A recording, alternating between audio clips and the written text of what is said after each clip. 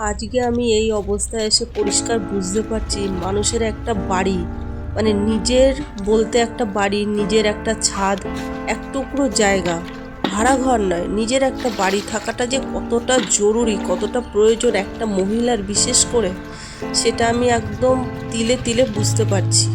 সত্যি কথা, সবাই বলে যে শ্বশুর বাড়িটা তো তাদের হয়, স্বামীর, বাপের বাড়ি বাবার ভাইয়ের, এদের হয়, কিন্তু আমরা মেয়েরা আমাদের ঘরটা কোথায়? সত্যি কথা বন্ধুরা, একটা বাড়ির প্রয়োজন। বিয়ের সময় কত সোনা গয়না, এমনকি যৌতুক পর্যন্ত দেওয়া হয়েছিল, আর দিয়েছি তো সাধে সাধে না, অনেক কষ্ট করে জোগাড় করে শ্বশুরের হাতে তুলে দেওয়া হয়েছিল। বিয়েটা ভাঙতে ভাঙতে লাস্টে বিয়েটা হলো। এখন ভাবি বিয়েটা যদি ভেঙে যেত না, ভালো হতো। সত্যি বলছি, এখন মনে হয় কেন ভাঙলো না, কেন বাড়ি থেকে সবাই ভাবলো যে না, মেয়েটাকে তাড়াতাড়ি বিয়ে দিতে হবে, না হলে হয় না, সবার বিয়ে হয়ে যাচ্ছে, এই মেয়েকে বিয়ে না দিলে হবে না। দিয়ে দিল বিয়ে। ব্যাস, যেই বিয়ে দিল না, আমার জীবনের এক অধ্যায় শেষ। নতুন অধ্যায় শুরু করব, কত স্বপ্ন আশা নিয়ে সব মেয়েদের মতন আমিও সংসারে ঘর বেঁধেছি, কিন্তু সেই ঘর বাঁধা আর আমার হলো না।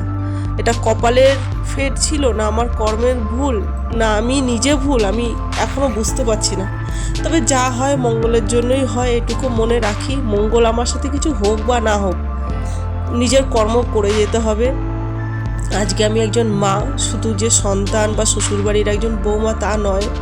বহু সংগ্রাম করে আজকে এই বয়সে, এই সময়ে এসে দাঁড়িয়েছি। জানি না আর কতদিন আমার এই সংগ্রামটা করে যেতে হবে।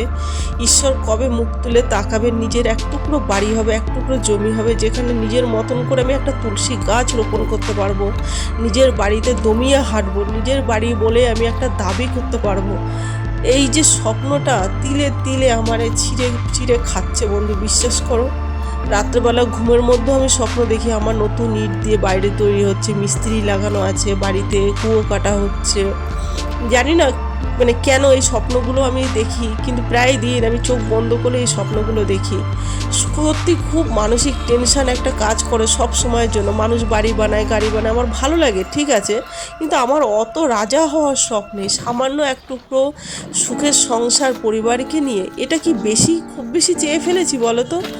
আজকে হ্যাঁ, আমার কি বাড়িঘর একদম নেই? সব আছে, থেকেও আজকে কিছু নেই। এটা একটা অভাগার মতন কথা বলে ফেললাম। সব থাকতেও কিছু নেই, এটা কিরম করে হয়? হ্যাঁ বন্ধুরা, হয়। অনেক কিছু আমরা যেটা ভাবি তার বাইরেও অনেক কিছু আছে যেটা না চাইতেও হয়ে যায়। সেটাই আমার সাথে ঘটেছে, আমি জলজান্ত উদাহরণ। অনেক স্বপ্ন করে নিজের হাতে বাড়ি তৈরি করেছি। এবার হ্যাঁ, কেউ বলবে বাড়ি তৈরি করেছো, টাকাটা তুমি কোথায় পেলে? টাকাটা অবশ্যই আমার হাজবেন্ডের, কিন্তু একটা মাতাল জুয়াখোর স্বামীর পকেট থেকে টাকা বের করা কতটা কঠিন না, সেটা আমি জানি। আর আমার মতো যারা আছে মাতাল স্বামীর ঘর করো, তারা বুঝতে পারবে, অন্য কেউ হয়তো বুঝতে পারবে না এই মর্মটা কী। একটু একটু করে টাকা বের করে সেই সংসার থেকে গুছিয়ে গুছিয়ে সেইটা কিন্তু আমি নিজের ইচ্ছা মতন খরচাও করে ফেলতে পারতাম, কিন্তু না, একটু একটু করে জমিয়ে সন্তানের মুখের দিক তাকিয়ে, যে আজকে আমি এই ভাসমান অবস্থায়, আমার সন্তানরা যাতে এরকম কষ্ট না পায়। বিশেষ করে আমার একটা মেয়ে সন্তান আছে, ছেলে না হয় সে খুঁটে ঠিক খেয়ে নিতে পারবে, সে যাই করুক না কেন, কিন্তু মেয়েটার যেন আমার মতন হালাত না হয়। আর আমি একটা সত্যি কথা বলতে বন্ধুরা, আমি পণ করে রেখেছি, নিজে হাতে আমি মেয়ের কখনো বিয়ে দেব না, একদম আমি বিয়ে দেবো না। আর মেয়ে এখন ছোট, আমার 11 বছর এই সবে ওর চলছে। যদি ওর কোনোদিন মনে হয় যে না বিয়ে থা করব, এখন তো বলে আমি বিয়ে করব না, কারণ আর দেখে শুনে বুঝতে পারছে, মেয়ে মানুষ তো, ওরা চট করে ছোট থেকে বোঝে, খুব গাঢ় বুদ্ধি হয়, ঠিক আছে। ও বলে যে মা, আমি বিয়ে করলে যদি লোকের বাড়িতে গিয়ে এরকম অত্যাচার সহ্য করতে হয়, আমি বিয়ে করব না। কেন বিয়ে করব? আমি নিজে পড়াশোনা করবো, বড় হব, নিজের একটা বাড়ি হবে। হ্যাঁ বন্ধুরা, ঠিক তাই, আমার মেয়েও বোঝে যে একটা বাড়ি থাকাটা কতটা মানে একটা শান্তির জায়গা। তুমি যা করো, যা খাও, সেটা বড় কথা না, সে যেমনই ঘর হোক, ঠিক আছে, আস্তে আস্তে না হয় বড় বানানো যাবে, ছোট থেকে শুরু হোক না। এই বাড়ি বানানোর নেশাটা কিন্তু আমার মেয়ের ভেতরেও আছে। তো ও চায় না যে বিয়ে করে কারোর বাড়িতে যাবে। ও বলে তো যদি কেউ সেরকম হয়, তাহলে আমাদের সঙ্গেই থাকবে। অ্যাকচুয়ালি এই কথাটা আমারই, যদি সেরকম কেউ আমার মেয়েকে ভালোবাসে, তখন না হয় আমাদের সঙ্গেই থাকবে বা কিছু, জানি না, এই ধারণাটা হয়তো কেউ ভুলও বলতে পারো। তবে হ্যাঁ বন্ধুরা, আজকে এই কথাগুলো বলছি, এর পিছনে অনেক অনেক কারণ আছে।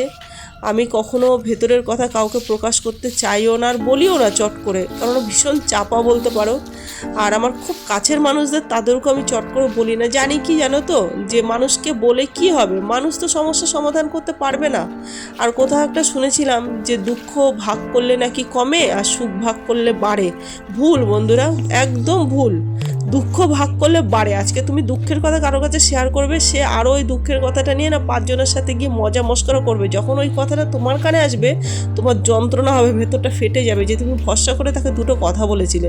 আর আনন্দের কথা তুমি কাউকে শেয়ার করবে, খুশির কথা যে আজকে তোমার সাথে একটা ভালো জিনিস ঘটেছে, এটা যেই তুমি শেয়ার করেছো বন্ধু, তোমাকে যে কি ঈর্ষা চোখে সবাই মিলে দেখবে, যেন তাদের ভাগেরটা তুমি ছিনিয়ে নিয়ে খেয়েছো।